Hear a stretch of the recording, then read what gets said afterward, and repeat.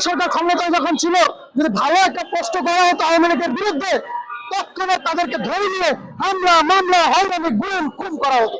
আর আজকে যে আওয়ামী লীগের দোসররা 18 কোটি বাঙালির বিরুদ্ধে কথা বলে, তাদেরকে ধরতে পারতেছেন না, তার মানে আমি বলবো হয়তো আপনারা ব্যর্থ, আর নয়তো আপনারা আওয়ামী লীগের চামচামি করতেছেন।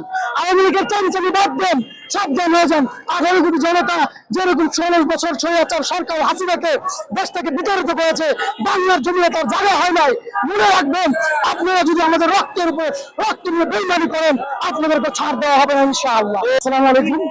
আপনাদের বক্তব্য হচ্ছে বা আপনারা জানতে চাচ্ছেন আমরা কেন এখানে অবস্থান করতেছি।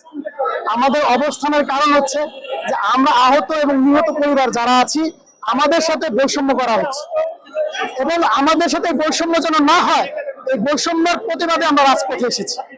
আমরা কালকে সিভিল সার্জনের, ঢাকা সিভিল সার্জনের অফিসে, উপদেষ্টার কার্যালয় এবং আপনার মন্ত্রিসভা যেখানে পল্টনে সচিবালয়ে আমরা কাগজ জমা দিয়েছি।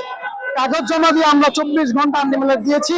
24 ঘন্টার মধ্যে যদি আমাদের কথাগুলো মানা না হয়, আমাদের দাবিগুলো মানা না হয়, আমরা রাজপথ অবরোধ করব।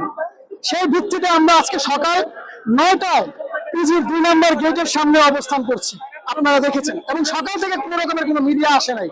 আমরা সকাল থেকে 2টা পর্যন্ত ওখানে অবস্থান করেছি। প্রশাসনের ভাইদেরকে আমরা বলেছি, যদি আমাদের দাবিগুলো মেনে না নেওয়া হয়, সচিবালয় থেকে ঊর্ধ্বতন কর্মকর্তা কেউ না আসে, আমরা বেলা 2টা বাজে রাজপথ অবরোধ করব। আমরা আমাদের কথা মতো রাজপথে মানে বেলা 2টায় এখানে অবস্থান করতেছি। তো এখন পর্যন্ত আমাদের কাছে কেউ আসে নাই, আপনারা দেখতেছেন। আমরা গাড়ি ভাঙচুর করতে আসি নাই, আমরা দেশের মানুষের ভোগান্তি করতে আসি নাই। আমরা এসেছি আমাদের ন্যায্য অধিকার, আমাদের ভাইদের ন্যায্য অধিকার আদায় করার জন্য। আমাদের কাছে বৈষম্য, আমাদের এখন দাবিটা কি? আমাদের প্রথম দাবি হচ্ছে আমাদের সুরক্ষা আইন দিতে হবে। 1 নম্বর, আমাদেরকে আইন দাও, ডিজিটাল আইনের আওতায় আনো, যে সরকারি ক্ষমতা আসে আমাদের সাথে যেন হামলা মামলা হয়রানি না করা হয়। এবং আমাদের ভাই যারা এখনো অসুস্থ আছে, চিকিৎসা পাচ্ছে না বা কম বেশি চিকিৎসা পাচ্ছে, তাদেরকে পূর্ণ ভালো চিকিৎসার মাধ্যমে তাদেরকে সুস্থ করুক আল্লাহ তাআলা, এবং তারা চিকিৎসার ব্যবস্থা করুক। এবং দ্বিতীয়ত আমাদের ক্যাটাগরি থাকবে 2টা, এ এবং বি, এছাড়া কোনো ক্যাটাগরি আমরা চাই না, ক্যাটাগরি মানতে চাই না। 71-এর মুক্তিযুদ্ধের সময় কি কোনো ক্যাটাগরি ছিল ভাই? তারা তো দেশের জন্য যুদ্ধ করেছে। তো 2024-এ আপনার জুলাই আগস্টে যারা আন্দোলন করেছি, আমরা কি কোটার জন্য আন্দোলন, কোটা বিলুপ্তর জন্য আন্দোলন করেছি? কিন্তু সরকার থেকে বলা হচ্ছে সি থেকে আমাদের সরকারি ব্যবস্থা চাকরি করে দিবে। আমরা তো সরকারি কোঠায় চাকরি চাই না, আমরা চাই আমাদের সম্মাননা। আমাদেরকে বাংলাদেশে যারা আহত হয়েছে 2024-এ, তাদের প্রত্যেককে সুরক্ষা আইন করা হোক এবং প্রত্যেককে সরকার থেকে জাতীয় স্বীকৃতি দেওয়া হোক। আমরা স্বীকৃতি চাই, এ এবং বিতে ক্যাটাগরিতে চাই, এবং আমাদেরকে সুরক্ষা আইনের মাধ্যমে পুরোপুরি আমরা নিশ্চয়তা চাই। এই নিশ্চয়তা যদি সরকার দিতে পারে, আমরা এখান থেকে চলে যাব। এবং উপদেষ্টা যারা আছে, তারা তো কোনো সরকারের পেশারে নাই, তারা নিজেরা এখন ক্ষমতায় আছে। তাহলে তারা ক্ষমতায় থাকাকালীন আওয়ামী লীগের দোসর বাহিনী মিডিয়াতে, অনলাইনে বিভিন্নভাবে, আপনারাও জানেন, বিভিন্ন মিথ্যা গুজব ছড়াচ্ছে। তারা কি করতেছে? আওয়ামী লীগ সরকার ক্ষমতায় যখন ছিল, যদি ভালো একটা পোস্ট করা হতো আওয়ামী লীগের বিরুদ্ধে, তৎক্ষণাৎ তাদেরকে ধরে নিয়ে হামলা মামলা হয়রানি গুম খুন করা হতো। আর আজকে যে আওয়ামী লীগের দোসররা 18 কোটি বাঙালির বিরুদ্ধে কথা বলে, তাদেরকে ধরতে পারতেছেন না, তার মানে আমি বলবো হয়তো আপনারা ব্যর্থ, আর নয়তো আপনারা আওয়ামী লীগের চামচামি করতেছেন। আওয়ামী লীগের চামচামি বাদ দেন, সাবধান হয়ে যান। 18 কোটি জনতা যেরকম 16 বছর স্বৈরাচার সরকার হাসিনাকে দেশ থেকে বিতাড়িত করেছে, বাংলার জমিনে তার জায়গা হয় নাই। মনে রাখবেন, আপনারা যদি আমাদের রক্তের উপরে রক্ত নিয়ে বেইমানি করেন, আপনাদেরকে ছাড় দেওয়া হবে না ইনশাআল্লাহ। এই জন্য বলে দিতে চাই, এখনো সময় আছে, সাবধান হন। আমরা বাড়ি কিচ্ছু চাচ্ছি না। আমরা চাই আমাদের চিকিৎসা, আমরা চাই আমাদের ন্যায্য অধিকার, আমরা চাই আমাদেরকে জাতীয় স্বীকৃতি, এবং আমরা ক্যাটাগরি 2টা চাই, এর বাইরে কিছু চাই না। রাজনীতি দলগুলোকে বলবো, যতগুলো দল আছেন বাংলাদেশে, 16 বছর আপনারা ভোটে অংশগ্রহণ করেন নাই। আপনাদের নেতা কর্মীদের কোনো একটা কোনো ফর্ম, কোনো কাগজ, কোনো লিফলেট যেটা দেখা যায় নাই। আর এখন আপনারা নির্বাচন করতেছেন কেন? আপনাদের কি মনুষ্যবোধ নেই? আপনারা কেন এটা বলতেছেন না? যাদের রক্তের উপর আজকে নির্বাচন চাচ্ছেন, আগে তাদের ব্যবস্থা নেন, তাদেরকে সুচিকিৎসা দেন, তাদেরকে নিরাপত্তা আইন দেন, তাদের দাবিগুলো মেনে নেন, তারপরে নির্বাচনের কথা বলেন। আজকে নির্বাচন নিয়ে পাগল হয়ে গেছেন, বিভিন্ন দালালদের কাছে আমাদেরকে বিক্রি করতেছেন, এগুলো আর মানবো না।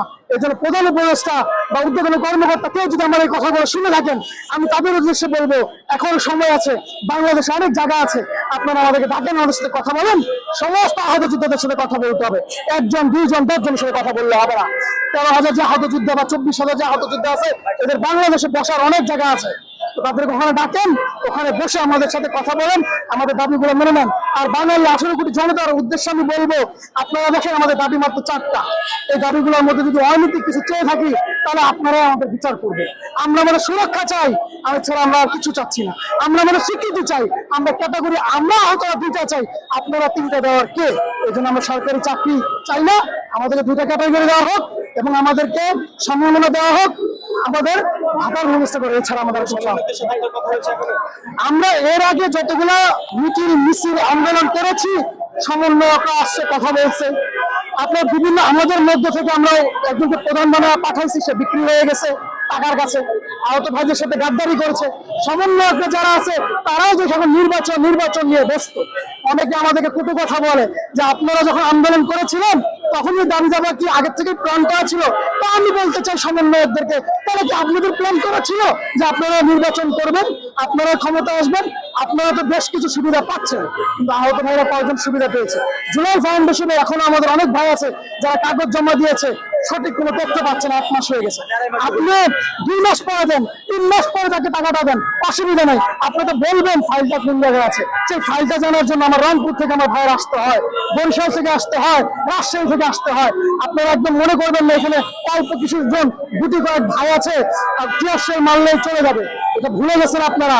18 কোটি জনতা যখন রাজপথে নেমে আসছিল আওয়ামী লীগ ফ্যাসিস্ট সরকারকে বিতাড়িত করার জন্য, যারা আহত হয়েছে তারা কিন্তু সম্মুখ ছাড়ের যোদ্ধা। আমাদের কিন্তু গুলি খেয়ে অভ্যাস হয়ে গেছে, আমরা কিন্তু মারা গেছি, আমাদেরকে আর কি মারবেন? আমাদেরকে এখন একটাই উপায়, বাসায় ফেরত পাঠানোর। আমাদেরকে গুলি করেন, আমরা মারা যাবো, বাসায় চলে যাবো, আপনাদের বিপক্ষে কেউ আন্দোলন, হামলা মামলা কোন রকমের রাজপথ দখল করবেন, এটাই আমাদের কথা নয়, এছাড়া আর কিছু বলতে চাই।